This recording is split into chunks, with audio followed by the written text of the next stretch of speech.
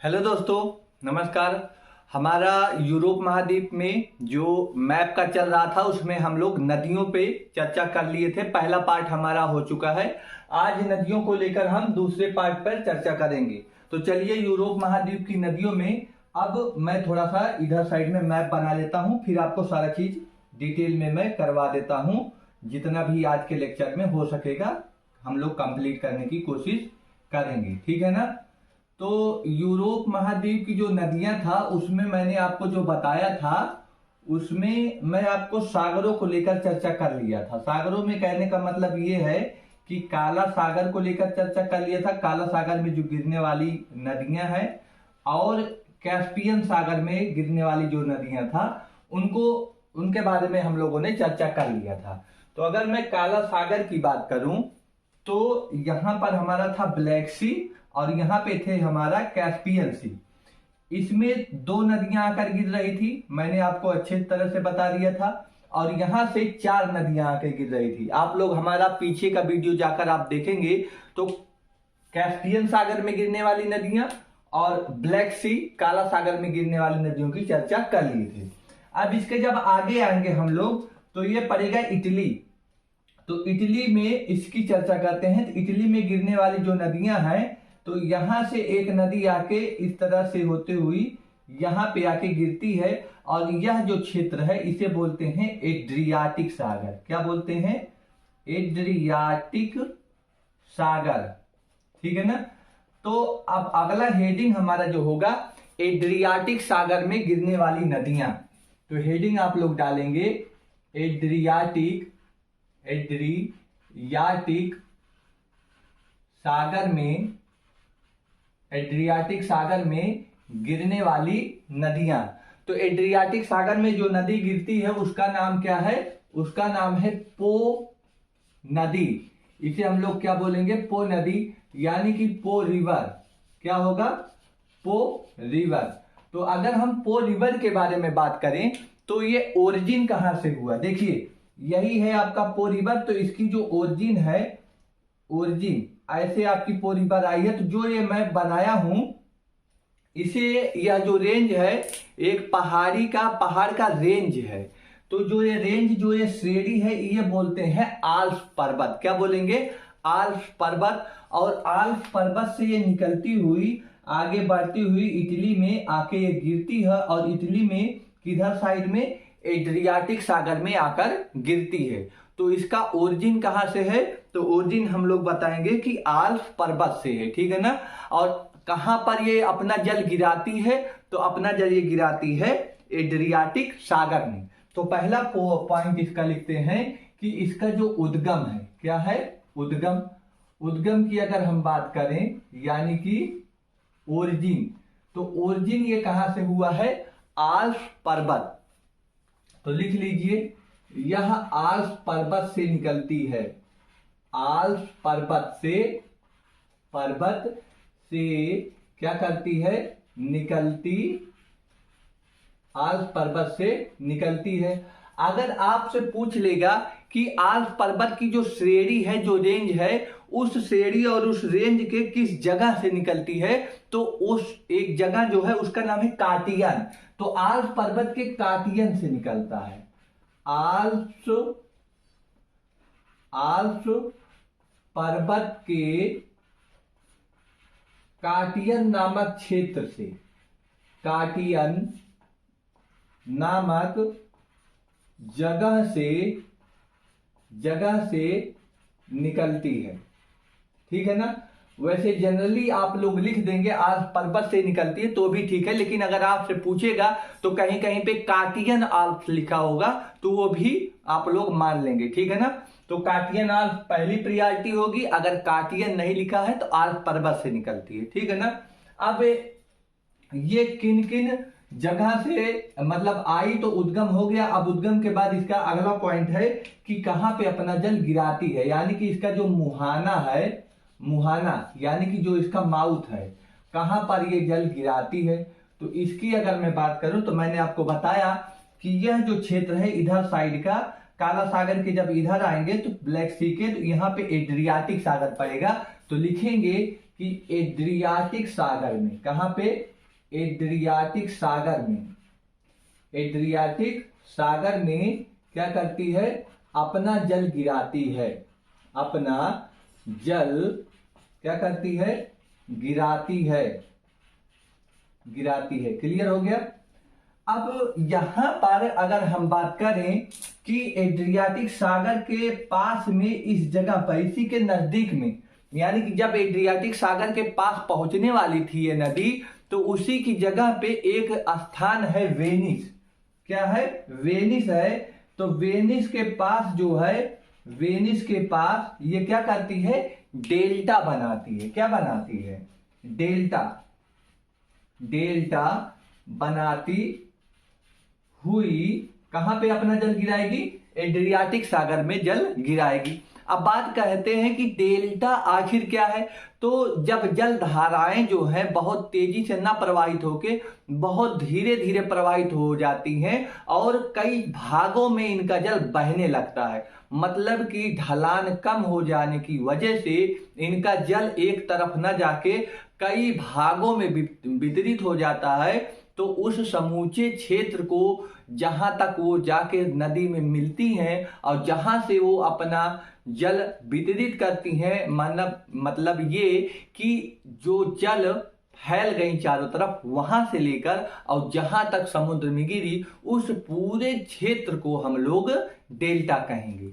तो अब ये बात है कि जहां से ये अपना जल फैली, वो जगह अगर आपसे पूछ लेगा तो कहां था? तो फेफरा, उस जगह का नाम है फेफरा। तो हम लोग लिखेंगे कि अगला पॉइंट कि फेफरा के पास से, फेफरा के पास से क्या करेगी? ये अपना जल दो भागों में विभाजित कर लेगी, यानी कि इनका जो जल है वो दो शाखाओं में बट जाएगी। ठीक है ना? दो शाखाओं में इनका जल बट जाएगी। तो लिखेंगे फेफरा के पास से इनका जल क्या होगा? दो भागों में क्या हो जाती है? विभाजित हो जाती है। दो भागों में क्या हो जाएगी? विभाजित हो जाती है। यानी कि इनकी कितनी शाखाएं बन गई? जो पो नदी जो आया वो आगे चलकर एड्रियाटिक सागर में गिरने से पहले उनका जल जो है फेफरा के पास से दो भागों में विभाजित हो गया। और अगर दो भागों में विभाजित हो गया तो वो दो भाग का क्या नाम है? आपसे कभी कभी पूछा जा सकता है। तो वो दो भाग हैं, पहला है पोडी बेलानी और दूसरा है पोडी प्रिमारो। क्या है? पोडी प्रिमारो। दो शाखाओं के नाम भी आपसे पूछ सकता है। तो पहला है आपका पोडी बेलानी और दूसरा है पोडी प्रोमारो। तो लिख लेते हैं, दो भागों में विभाजित हो जाती है, जिसका पहला भाग है पोडी बेलानी और दूसरा भाग है उसका पोडी प्रोमारो। ये पहली शाखा है, ये दूसरी शाखा है, और इस तरह से आगे जाकर वो एड्रियाटिक सागर में अपना जल गिराती है। पो नदी की सारी बात है। अब अगर ओरिजिन और मुहाना हो गया तो आपसे इसमें पूछ सकता है कि इसका ढाल जो है किधर है। तो इसका ढाल आप लोग देख रहे हैं कि ये पश्चिम से पूरब की तरफ बह रहा है। तो अगर आपसे और पूछा जाएगा तो इसका बहाव किधर साइड में है, तो बहाव के बारे में लिख सकते हैं कि यह पश्चिम से पूरब की तरफ बहती है। यह पश्चिम से पूर्व दिशा की तरफ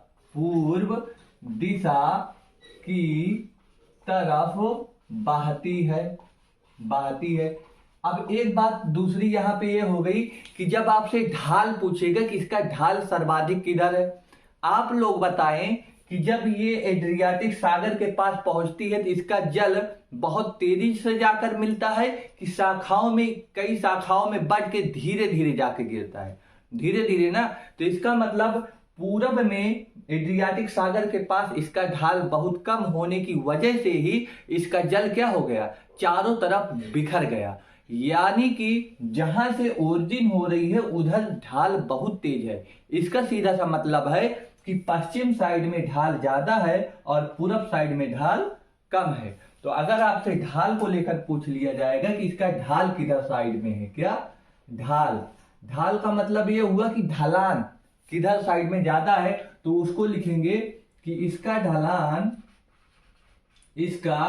ढलान पश्चिम साइड में, पश्चिम दिशा में अधिक, पश्चिम दिशा में अधिक और पूर्व दिशा में कम है।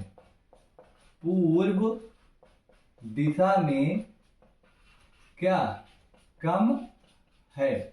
ढलान की भी बात हो गई। अब दूसरी बात यह है कि जिस जगह पे नदी बनेगी उधर के आसपास का जो क्षेत्र होगा वो खेती के लिए बहुत ही फायदेमंद होगा, यानी कि वहां पे खेती बहुत अच्छी मात्रा में होती होगी। तो ये पो नदी इटली में बहती है और इटली की सबसे बड़ी या सबसे लंबी नदी अगर कोई है तो पो नदी है। तो इसका भी लिख लीजिए कि इटली की सबसे लंबी नदी, इटली की सबसे लंबी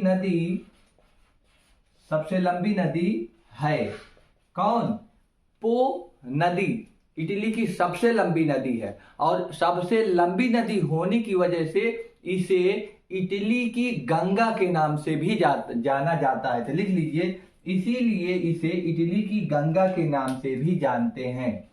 इसीलिए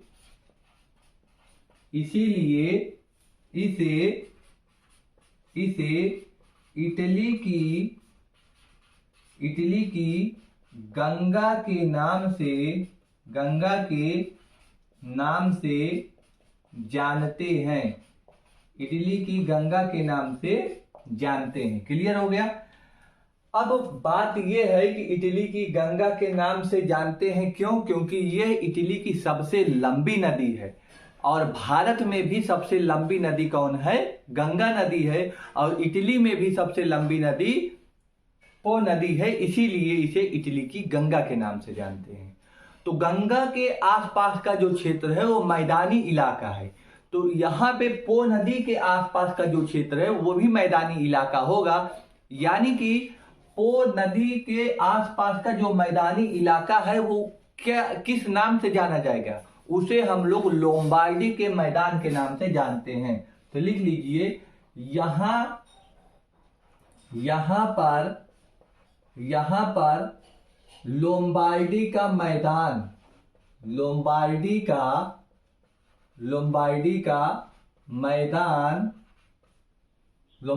मैदान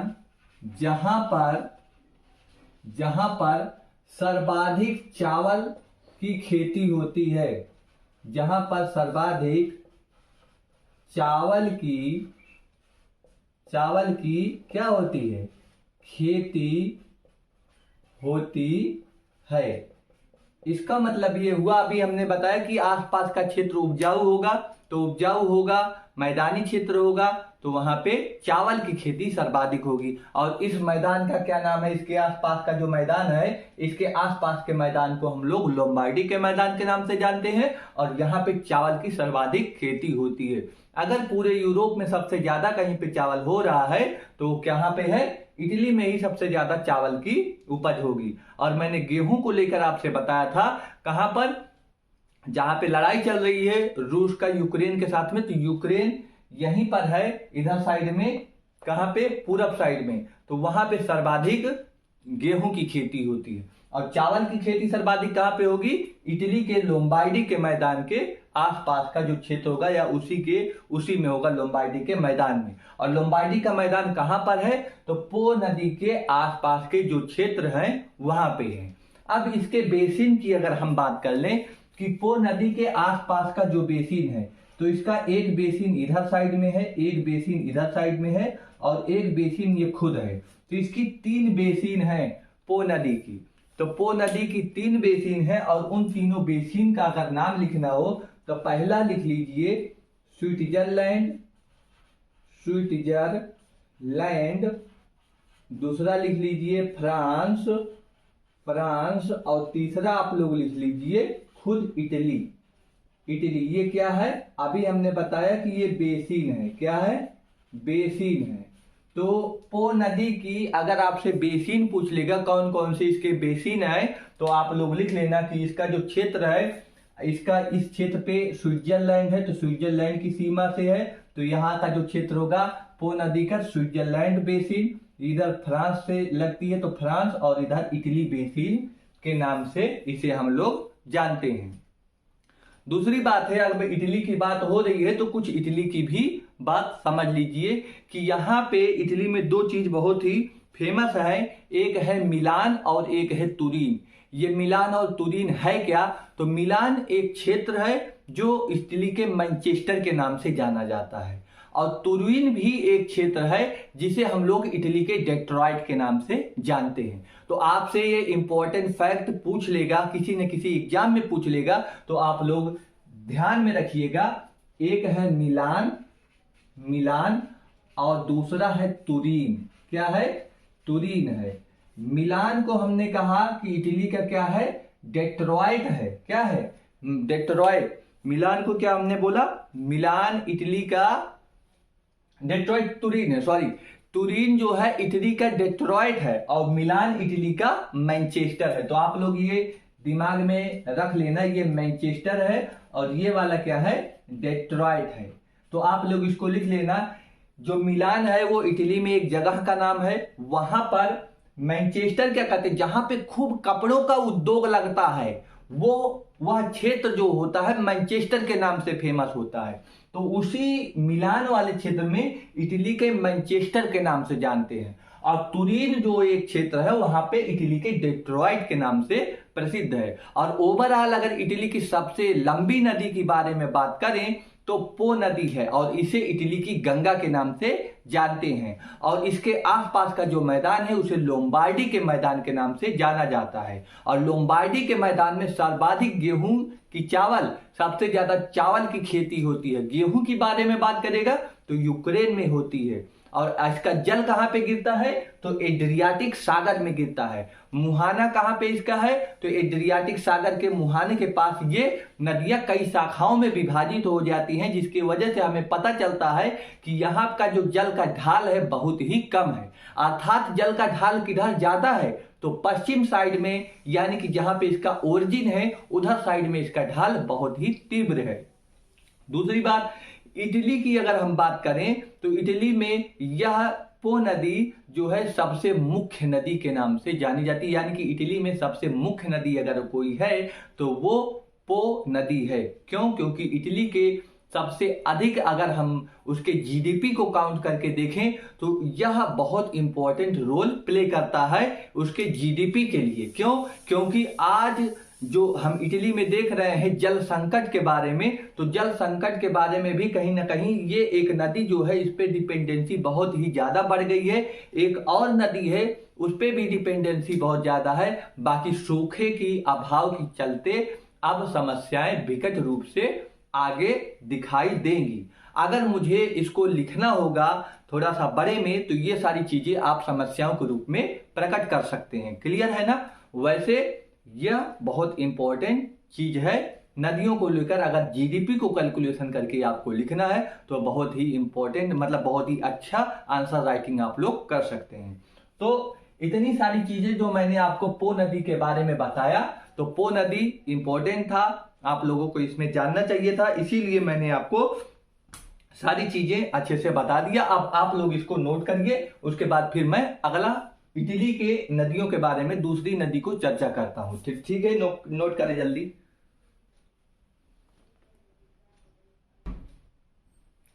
नोट कर लिया होगा आपने। तो चलिए अब दूसरी नदी के बारे में हम लोग चर्चा करते हैं। ये इटली में ही दूसरी नदी है जिसे हम लोग कहते हैं टाइबर नदी। कौन सी? टाइबर नदी। तो यहां पर ऐसे टाइबर नदी निकलती है और आके इस तरह से जल गिराती है। तो ये है दूसरा वाला। तो हम लोग डालते हैं दूसरा अपना टाइबर, टाइबर नदी, इसे टाइबर रिवर भी बोलते हैं। तो लिख लीजिए आप लोग टाइबर रिवर, टाइबर रिवर। तो जो अभी मैंने नीचे कुछ लिखा था उसमें पहले से कुछ लिख नहीं दिखा नहीं होगा, तो आप लोगों को मैंने बोला था, आप लोग उसे शायद नोट कर लिया होगा। जो 2 बेसिन के बारे में बोला था वो 2 बेसिन आप लोग पीछे से रिवाइंड करके उसको सुन लीजिए और नोट कर लेना। कुछ चीजें हैं जो व्हाइट बोर्ड पर नीचे हो गई है, आप लोग उसको नहीं देख पाए हैं, तो जो मैंने बोला है आप लोग उसको नोट कर लेना। दूसरा है टाइबर नदी। तो टाइबर नदी कहाँ से निकलता है, तो इसके बारे में हमको चर्चा करना है। और दूसरी ये यहाँ पर है कि इसका जल कहाँ पे गिरता है, तो उसकी बात करना है। तो चलिए, इसका पहला पॉइंट जो हो गया कि ओरिजिन, इसका ओरिजिन कहाँ पर है, यानी कि निकलता कहाँ से है, कहाँ से ये निकलता है, पहली बात। दूसरी बात ये कि इसका माउथ किधर है, यानी कि इसका मुहाना किधर है, मुहाना, यानी कि अपना जल कहाँ पर ये गिराती है। तो ये निकलती है एपेनाइन पर्वतमाला से। कहाँ से, एपेनाइन पर्वतमाला। तो लिख लीजिए, एपेनाइन पर्वत से निकलती है। कहां से निकलती है, एपेनाइन पर्वत से निकलती है। यहाँ पे क्या है, एपेनाइन पर्वतमाला है और यहां से निकलती है। और यहाँ पे है टाइरीनियन सागर। कौन सा सागर है, यह जो पूरा क्षेत्र है इस क्षेत्र को बोलते हैं टाइरीनियन सागर। क्या बोलेंगे, टाइरीनियन सागर। और यह वाला जो क्षेत्र है अभी आपको बताया कि इसे बोलेंगे एड्रियाटिक सागर। क्या बोलेंगे, एड्रियाटिक सागर, इसे बोलेंगे एड्रियाटिक सागर। और ये है काला सागर। क्या है ये, काला सागर। और ये है आपका कैस्पियन सागर। क्या है ये, कैस्पियन सागर। तो सारे चर्चा एकदम क्रम से हम लोग करते हुए चल रहे हैं। तो यह अपना जल कहां पे गिराएगी, टाइरीनियन सागर में गिराएगी। तो इसका मुहाना कहां पर है, कहां पे अपना जल गिराएगी ये, तो लिखेंगे टाइरीनियन सागर में। टाइरीनियन सागर में यह अपना जल गिराएगी। क्लियर हो गया। अब यह बात है कि जो ये टाइबर नदी है ये कहां से किस देश में बहती है, तो यह मुख्य इटली में ही बहती है। पूरी तरह से इसका कहीं दूसरे देशों से इसका कोई संबंध नहीं है कि ये स्विट्जरलैंड में बहती है, वहां से भी उसकी सीमा लगती है, कि फ्रांस से लगती है, ऐसा कुछ नहीं है। ये इटली में ही बहती है। तो लिखेंगे इसका मुख्य बहाव। अगला पॉइंट है बहाव। बहाव को लेकर हम लोग चर्चा करेंगे। तो इसमें लिखेंगे मुख्य रूप से इटली में ही बहती है। मुख्य रूप से इटली में बहती है। इटली में बहती है। अब इसकी अगर ढाल के बारे में बात करें तो इसका किधर साइड में है, तो ये हम बोलेंगे कि उत्तर से लेकर इसका बहाव होते हुए दक्षिण की तरफ और ये पश्चिम की तरफ आके मुड़ जाती है। तो इसका बहाव किधर है, उत्तर से होते हुए दक्षिण से पश्चिम की तरफ। तो बहाव किधर है, उत्तर से दक्षिण होते हुए पश्चिम की तरफ मुड़ जाती है। पश्चिम की तरफ मुड़कर अपना जल कहां पे गिराती है, टाइरीनियन सी में अपना जल आके गिराती है। अब एक बात और कि इसकी अगर हम सहायक नदियों के बारे में बात करें कि कौन कौन सी इसकी सहायक नदियां हैं, तो इसकी 2 सहायक, वैसे हैं 3-4 सहायक नदियां, लेकिन 2 सहायक नदियों के बारे में हम लोग नाम जान लेते हैं। हो सकता है ये इंपॉर्टेंट है क्योंकि इसी से ही अगर पूछेगा तो यही पूछेगा, ज्यादा नहीं पूछेगा, क्योंकि नाम ही वैसा है इसका। जो मैं 2 सहायक नदियां बताने वाला हूं नाम ही वैसा है, तो आपको हाई लेवल एग्जाम में ये पूछा जा सकता है, क्योंकि कंपटीशन ही इतना बढ़ गया है तो क्या किया जाए। तो 2 सहायक नदियों में लिख लेते हैं। पहला है पगलिया।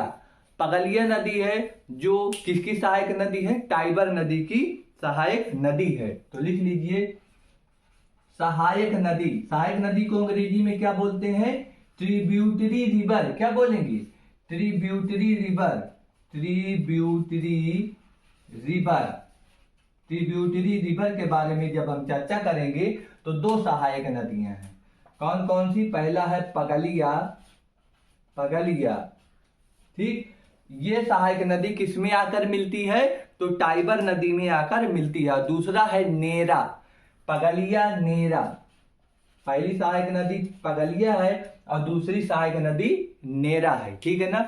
अब इसमें और इंपॉर्टेंट बात है कि इटली की राजधानी रोम यहीं पे इसके तट के किनारे इधर साइड में बसा हुआ है। तो देखिए अब अगर ये नदी आ रही है तो इसके दाहिनी तरफ है, किधर है, अगर इस तरह से आएगी तो इस तरह से आने पर ये किधर हो जाएगी, ये बाएं तट पर होगी, दाहिनी तरफ नहीं होगी, बाएं तट पर है और पूर्वी, बाएं तरफ पूर्वी तट पर है। तो लिख लीजिए कि यह इस नदी के बाएं की दाएं, तो बाएं साइड में, इधर आप लोग अगर देखेंगे ऊपर से बहाव को देखेंगे तो ये बाएं साइड में पड़ेगा। इस नदी के बाएं तरफ अर्थात पूर्वी तट पर, पूर्वी क्षेत्र में इसकी राजधानी रोम। इटली की राजधानी क्या है, रोम है। इसकी राजधानी रोम स्थित है। इसकी राजधानी रोम स्थित है।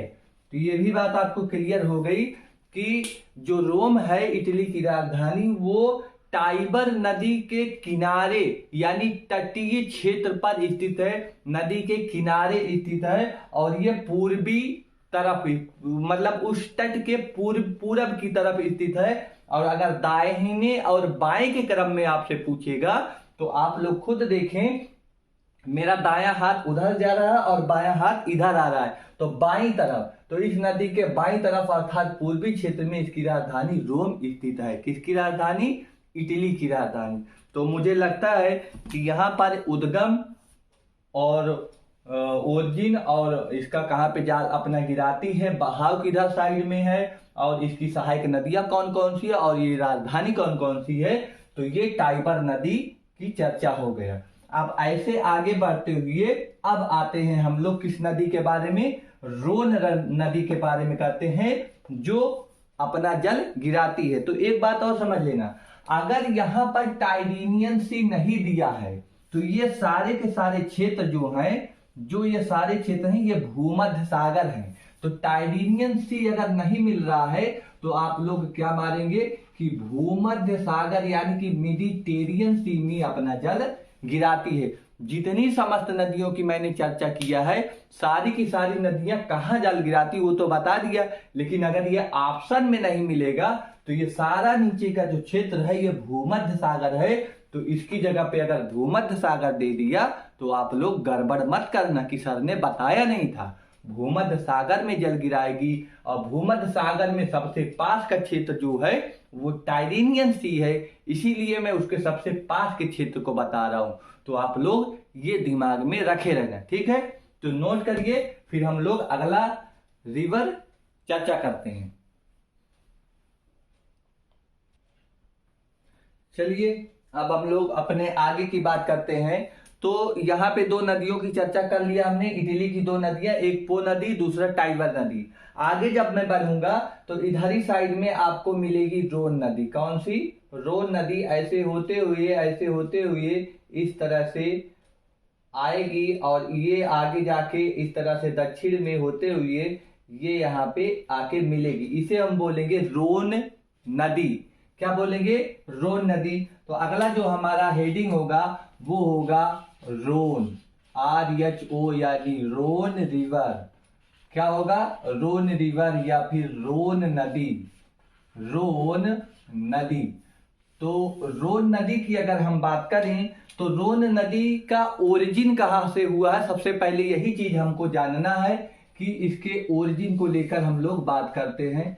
पहला पॉइंट होगा इसके ओरिजिन को लेकर, कहां से ये निकलती है, कहां से ये निकलती है। दूसरी बात इसकी होगी कि इसका माउस कहां पे है, कहां पर ये अपना जल गिराती है, यानी कि इसका मुहाना कहां पर है, इसकी भी बात करते हैं। और ये तीसरी बात अगर हमें करना है तो ये किस किस देशों में होकर बहती है, किस किस देशों से होकर बहती है, होकर बहती है। पहले इनकी चर्चा कर लेते हैं, फिर आगे और चर्चा करेंगे, ठीक है ना। तो अगर हम इनकी ओरिजिन के बारे में बात करें तो यह जो निकलती है, जो यह क्षेत्र है, यहाँ का क्षेत्र है आल्प्स पर्वत। क्या है? आल्प्स पर्वत। तो हमारा होगा इसमें कि यह आल्प्स पर्वत से निकलती है। कहां से निकलती है? आल्प्स पर्वत से निकलती है। पहला पॉइंट हो गया। कहीं पे आपको आल्प्स पर्वत ना दिया हो, वहां पे उसकी पहाड़ी की चर्चा कर लिया हो, तो ये पर्वतमाला है। आल्प्स पर्वत क्या है? एक पर्वतमाला है। और इस पर्वतमाला की कई सारी पहाड़ियां हैं जहां पर बर्फ जमे हुए हैं। तो उन पहाड़ियों के बारे में अगर आपसे चर्चा कर लेगा तो पहाड़ी को अगर हम बताएं तो कौन सी पहाड़ी है, तो पहाड़ी बोलेंगे सेंट गोथार्ड की पहाड़ी। सेंट गोथार्ड की पहाड़ी, सेंट गोथार्ड की पहाड़ी से ये निकलती है, ठीक है ना। तो पहाड़ के बारे में आपसे पूछ लेगा तो ये हो गया पहाड़ी। लेकिन अगर बोलेगा कौन से हिमानी से निकलता, क्योंकि पहाड़ पर बहुत सारे बर्फ हैं और बर्फ वो हिमानी के रूप में हिमाच्छादित हैं, बहुत सारे बर्फ हैं, तो उन्हीं हिमानियों से लेकर वो निकलती है। तो जो हिमानी है उसकी अगर बात करें तो स्विस प्रदेश के रोन हिमानी से। कहां से? स्विस प्रदेश के रोन हिमानी से निकलती है। कहां से निकलती है? रोन हिमानी से क्या करती है? निकलती है। तो इसके निकलने की तीन चीजें आप याद रखना, आल्प्स पर्वत, दूसरा की सेंट गोथार्ड की पहाड़ी से, या फिर हिमानी को लेकर पूछ लेगा तो स्विस प्रदेश के रोन हिमानी से। और रोन हिमानी के नाम से ही इस नदी का नाम रोन नदी पड़ा। ये बात आप लोग समझ गए। अब बात करते हैं कि ये अपना जल कहां पे गिराएगी। तो यह जो क्षेत्र है, यह क्षेत्र भूमध्य सागर है, यानी कि मेडिटेरियन सी है। तो यह अपना जल कहां पे गिराएगी? भूमध्य सागर में गिराएगी। भूमध्य सागर में, भूमध्य सागर माने मेडिटेरियन सी में, मेडिटेरियन सी में अपना जल गिराएगी। क्लियर हो गया। अब भूमध्य सागर के पास में एक खाड़ी है, यहाँ पे जो गिराएगी, खाड़ी नुमा ये आकृति है, इसे हम बोलते हैं लियोन्स की खाड़ी। तो भूमध्य सागर के किस जगह पे? तो हम लोग बोलेंगे कि लियोन्स की खाड़ी में, लियोन्स की खाड़ी में अपना जल क्या करती है? गिराती है। लेकिन एक बात याद रखना, अब लियोन्स की खाड़ी में आकर गिराई है तो यहाँ पे तो जगह नहीं, आगे उसको बताएंगे, इसी से इस रिलेटेड है, तो इसको अभी मैं जोड़ के बताऊंगा। इसको चर्चा कर लेते हैं कि किस किस देशों में बहती है। तो यह अभी मैंने बताया कि स्विस प्रदेश, स्विस प्रदेश का मतलब आप लोग समझ गए हैं कि स्विट्जरलैंड। स्विस का मतलब क्या है? स्विट्जरलैंड है। तो एक देश का नाम निकल कर आया स्विट्जरलैंड। पहले देश का क्या नाम निकल कर आया कि स्विट्जरलैंड में बहती है। दूसरी बात क्या निकल कर आया कि फ्रांस में। कहां पर? फ्रांस। तो स्विट्जरलैंड से होते हुए, ये फ्रांस होते हुए ये आके गिरती है भूमध्य सागर में। ओरिजिन कहां से हुआ? स्विट्जरलैंड से। आगे बढ़ती हुई कहां आई? फ्रांस में। फ्रांस से आगे होते हुए कहां जल गिराई? भूमध्य सागर में। भूमध्य सागर के पास कौन सी खाड़ी है? लियोन्स की खाड़ी है। क्लियर हो गया। लियोन्स की खाड़ी के पास यहाँ पे इसका जल भी विभाजित हो जाती है, कई शाखाओं में बट जाती है, इसीलिए इसका जल भी डेल्टा का निर्माण करती है। तो यहाँ पे लिखेंगे डेल्टा बनाती है। क्या बनाती है? डेल्टा बनाती है। डेल्टा बनाने का मतलब कि इसके इस क्षेत्र में यानी कि दक्षिण की तरफ इसका जो बहाव है वो बहुत मंद पड़ जाता है, अर्थात यहाँ पर ढाल कम हो जाता है, और उत्तर की तरफ यानी कि ओरिजिन की तरफ ढाल बहुत अधिक हो जाता है। तो अगला पॉइंट लिखेंगे यहाँ पर कि इसका ढाल क्या हो गया? उत्तर की तरफ उत्तर की तरफ का मतलब अर्थात जहां से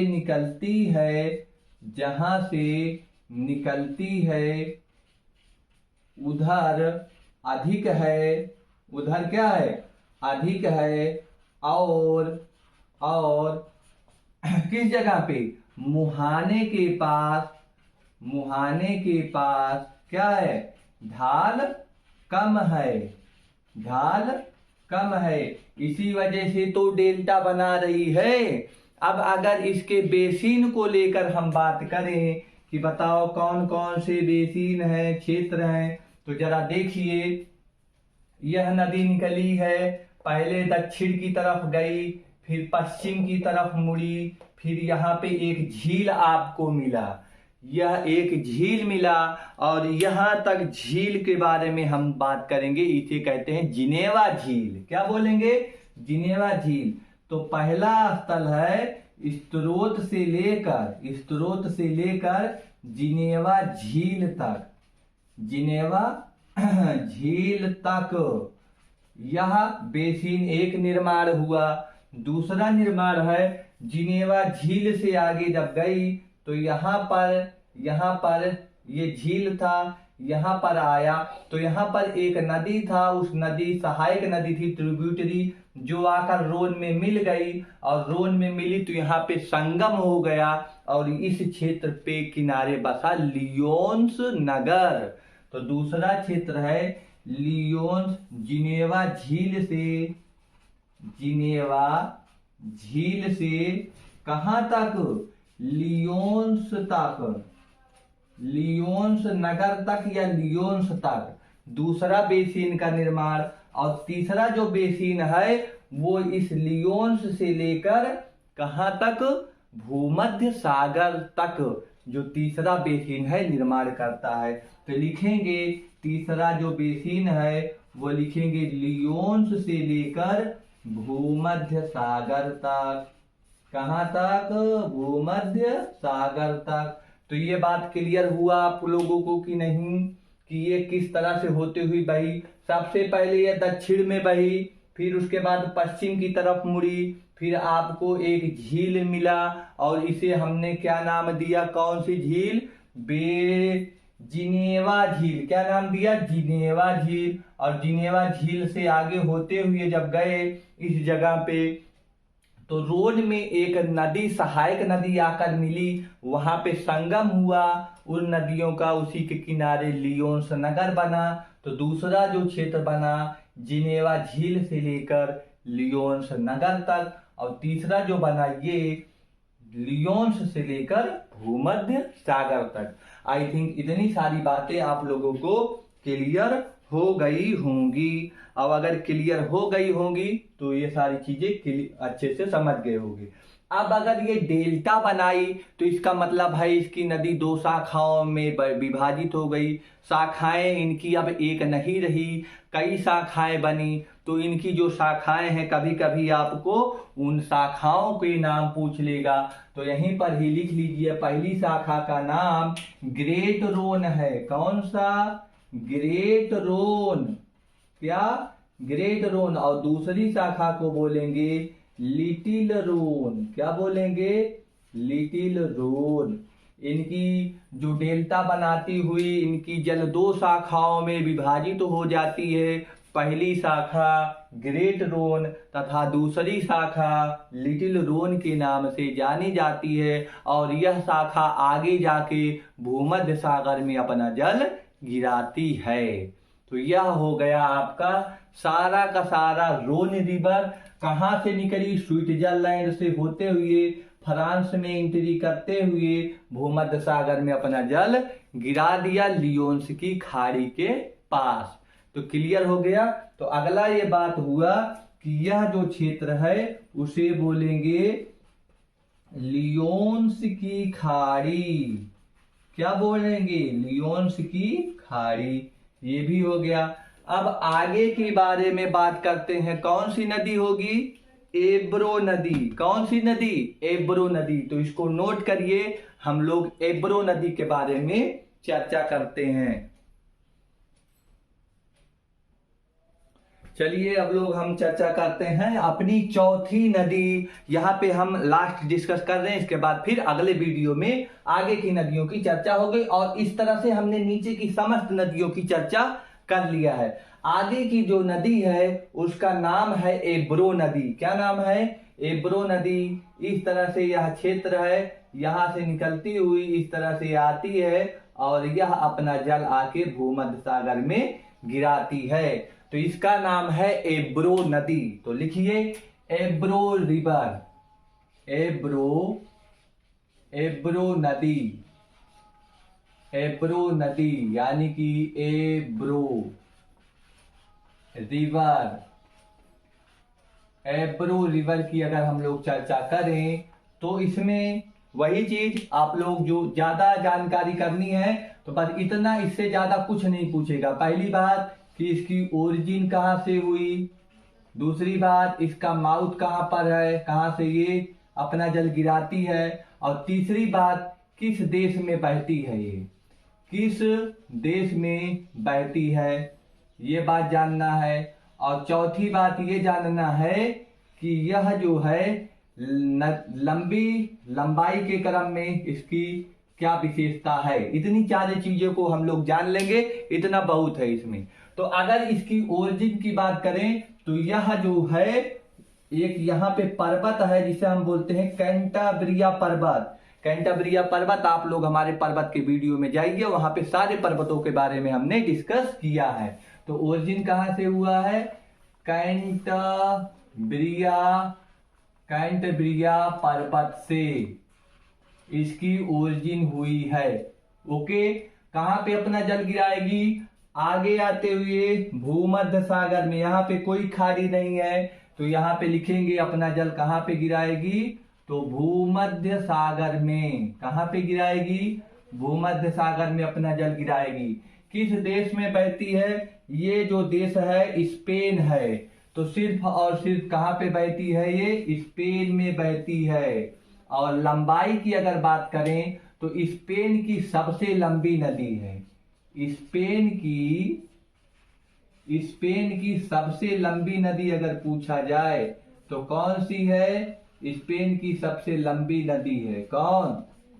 एब्रो नदी। लेकिन अगर स्पेन और पुर्तगाल दो देशों को मिला दें तो आइबेरिया प्रायद्वीप बनता है। तो आइबेरिया प्रायद्वीप की अगर बात करें, आइबेरिया प्रायद्वीप में इसकी लंबाई के क्रम में बताइए। आइबेरिया प्रायद्वीप की यह दूसरी सबसे लंबी नदी है।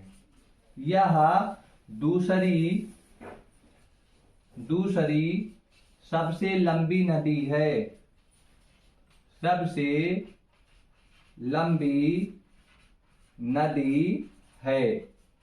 क्लियर बात हो गई। आइबेरिया प्रायद्वीप की यह दूसरी सबसे लंबी नदी है। और अगर ड्रेनेज के हिसाब से देखें, सर्वाधिक पानी को देखें कि सबसे ज्यादा पानी लेकर कौन चलता है, तो ड्रेनेज के हिसाब से एब्रो रिवर सबसे लंबी नदी है। अगर ड्रेनेज के हिसाब से देखें तो आइबेरिया प्रायद्वीप में ड्रेनेज के हिसाब से सबसे लंबी नदी एब्रो नदी ही है। क्लियर हो गया। अब अगर आपसे पूछ लिया कि यह कैंटाब्रिया पर्वत से निकलती है और भूमध्य सागर में गिराती है तो क्या ये भी डेल्टा बनाएगी? तो चौथी बात ये हो गया डेल्टा बनाती है। क्या करती है? डेल्टा बनाती है। डेल्टा बनाएगी कि इसके आसपास का क्षेत्र जहां पे डेल्टा बनाएगी वो क्षेत्र आपसे बोलेगा तो क्या है? कैटेलोनिया, तो लिख लीजिए आप, वह क्षेत्र है। डेल्टा कहाँ पे बनाएगी? कैटेलोनिया। क्या है क्षेत्र का नाम? कैटेलोनिया। कैटेलोनिया में, और कैटेलोनिया के एक प्रांत है, इस प्रांत का नाम है तारागोना। तो लिख लीजिए कैटेलोनिया के तारागोना प्रांत में, तारागोना प्रांत में यह जो है डेल्टा बनाती है।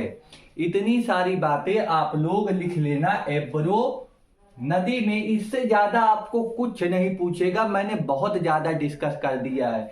बहाव देखेंगे, सर्वाधिक ढाल किधर है? उत्तर की तरफ है, और सबसे कम ढाल किधर है? दक्षिण की तरफ है। ठीक है ना? ढाल को लेकर आप लोग लिख लेना।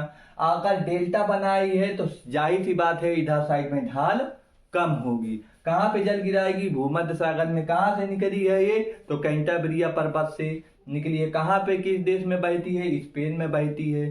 सारी की सारी बात आपको क्लियर हो गई। सबसे लंबी नदी स्पेन की यही है। ड्रेनेज के हिसाब से देखें तो आइबेरिया प्रायद्वीप की सबसे लंबी नदी है, लेकिन आइबेरिया प्रायद्वीप की ड्रेनेज के हिसाब से हटा दे तो दूसरी लंबी नदी है। तो पहली कौन सी लंबी नदी है? तो वो भी लिख लीजिए। पहली सबसे लंबी नदी कौन है? दूसरी की बात हमने किया ना, तो पहली लिख लीजिए। पहली सबसे लंबी नदी, पहली सबसे लंबी नदी टागस है। क्या नाम है? टागस नदी। टागस नदी है। आइबेरिया प्रायद्वीप में एक नदी है टागस रिवर, वो सबसे लंबी नदी है आइबेरिया प्रायद्वीप की। तो आज का हमारा वीडियो आपको कैसा लगा? अच्छा लगा तो शेयर सब्सक्राइब जरूर करिए, और आगे ये ऊपर की सारी नदियों की चर्चा हम ऐसे ही वीडियो लाकर समाप्त करेंगे। Okay, bye bye. Share subscribe जरूर करना। बाय बाय दोस्तों।